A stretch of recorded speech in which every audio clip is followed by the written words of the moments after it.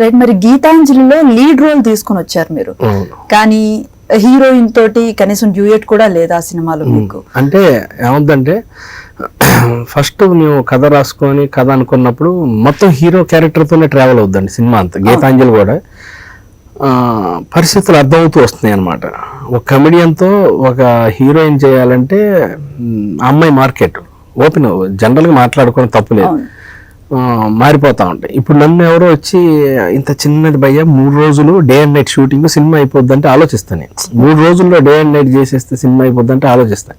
అలాగే హీరోయిన్లకు కూడా కథ చెప్పినప్పుడు కథ బాగుంది, శ్రీనివాస్ రెడ్డి పక్కన హీరోయిన్గా అంటే ఆలోచిస్తారు. అప్పుడు ఏం చేసామంటే ప్రాజెక్ట్ కోసం, అంటే ప్రాజెక్ట్ ఇది కంటెంట్ బయటికి వెళ్ళాలి, మనం ఏదైతే పట్టుకున్నామో దానికి 2 years టైం పట్టిందండి నాకు. ఫస్ట్ బెల్లంకొండ శ్రీనివాస్ గారు చేస్తా అన్నారు, ఏ హీరోయిన్ ఒప్పుకోలేదు. నేను ఆయనతో ఒకసారి ఇలా కొంచెం మారుద్దాం అంటే కథను జడగొట్టక ఎందుకు కథను జడగొడతాం అన్నారు. అక్కడ అవ్వలేదు. అంటే అతను ఇంకా హీరోయిన్ దొరికితేనే చేసేటట్టున్నాడు, కథను మాత్రం డిస్టర్బ్ చేయొద్దు అంటున్నాడు.